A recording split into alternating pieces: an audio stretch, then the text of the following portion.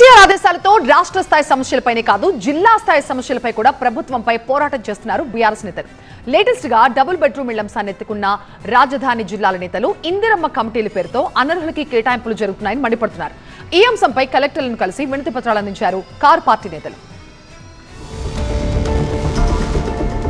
Indiramma double bedroom ఇళ్ల కేటాయింపులో రాజకీయ జోక్యం లేకుండా లబ్ధిదారులకు మాత్రమే కేటాయించాలని డిమాండ్ చేస్తోంది బీఆర్ఎస్ పార్టీ. గత ప్రభుత్వ హయాంలో అనుసరించిన లాటరీ పద్ధతి ద్వారా రాజకీయాలకు అతీతంగా పేదలకు ఇళ్లను పంపిణీ చేయాలంటూ ఆ పార్టీ నేతలు జిల్లా కలెక్టర్లకు వినతి పత్రాలు అందించారు. రంగారెడ్డి జిల్లా కలెక్టర్ నారాయణ రెడ్డిని కలిసిన బీఆర్ఎస్ నేతలు కాంగ్రెస్ ప్రభుత్వం అధికారంలోకి రాగానే కక్ష సాధింపు చర్యలకు దిగిందని ఆరోపించారు. గత ప్రభుత్వం మహేశ్వరం నియోజకవర్గ అభివృద్ధి కోసం మంజూరు చేసిన 280 కోట్ల రూపాయల నిధులను కాంగ్రెస్ ప్రభుత్వం రాగానే రద్దు చేసిందని మాజీ మంత్రి సబితా ఇంద్రారెడ్డి మండిపడ్డారు. గత ప్రభుత్వంలో మంజూరైన జిల్లా మెడికల్ కాలేజీని కూడా రద్దు చేయడం దుర్మార్గమన్నారు. కానీ గతంలో మేమెట్లా ఇచ్చున్నాము, డబుల్ బెడ్రూమ్లకు అప్లై చేసిన వాళ్ళు చాలామంది ఉన్నారు. వాళ్ళందరినీ కూడా ఎగ్జామిన్ చేయండి, మళ్ళీ ఎగ్జామిన్ చేసి గతంలో ఎట్లయితే డ్రా తీసి ఇచ్చున్నామో అట్లాగే ఇవ్వండి అంటున్నాం మేము. దాంతోపాటు 10% లోకల్ స్థానికంగా ఉన్న వాళ్ళకి ఇవ్వాలన్నా అది కూడా చూసుకోండి.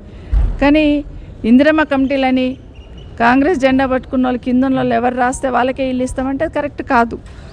ఎందుకంటే వాళ్ళు ఏ విధంగా మిస్యూజ్ జరుగుతుంది వెనకాలనేది ప్రజలకు తెలుసు. ఈరోజు వాళ్ళంటే తిరిగిన వాళ్ళు, వాళ్ళ జెండా పట్టిన వాళ్ళు మాతో వస్తేనో లేకపోతే మాకేమైనా ఇస్తేనో అనే లెవెల్లో ఈరోజు కింద నడుస్తుంది. కాంగ్రెస్ ప్రభుత్వం వచ్చాక కొత్త నిధులను మంజూరు చేయకపోగా గత ప్రభుత్వం కేటాయించిన నిధులను కూడా రద్దు చేస్తోందని ఆరోపించారు మాజీ ఎమ్మెల్యే మంచిరెడ్డి కిషన్ రెడ్డి. ఇబ్రహీపట్నం, మహేశ్వరం నియోజకవర్గాల్లో అభివృద్ధి పనులు నత్తనడకన సాగుతున్నాయన్నారు. బెనిఫిషియరీ సెలెక్షన్స్ ఏవైతే ఉన్నాయో అధికారులు చేస్తే ఎలాంటి మాకు అభ్యంతరం లేదు. అధికారులు కాకుండా అక్కడ ప్రజాప్రతినిధులు ఎవరైనా ఉంటే వాళ్ళు చేసినా ఏ అభ్యంతరం లేదు. కానీ గ్రామంలో కానీ మున్సిపాలిటీలో కానీ ఇందిరమ్మ కమిటీ అని వేసి వాళ్లకు ఎలాంటి ఆలోచనలు లేవు. ఎవడు ఎంబడి తిరిగితే వాళ్ళకు రాయడము, ఎవడు అలా కాంగ్రెస్ ఫ్యామిలీలు ఉంటే వాళ్ళకు రాయడము, ఇలాంటివి నా కాన్స్టిట్యున్సీలో 10,800 ఇండ్లు ఉన్నాయి. ఇవాళ ఎవరు కేటాయిస్తూ ఉన్నారు అనేది క్వశ్చన్ మార్క్ పడ్డది.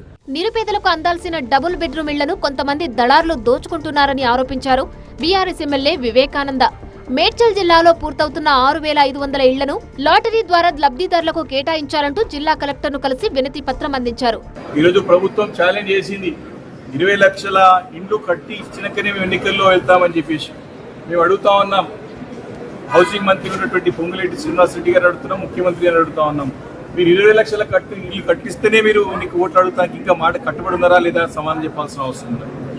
గ్రేట్ హైదరాబాద్ నగరంలో ఒక్కటొంట ఇల్లు కట్టినటువంటి పాపన పోలేదు, ఒక్కటంట ఇల్లు కట్టిన దాఖలాలు లేవు.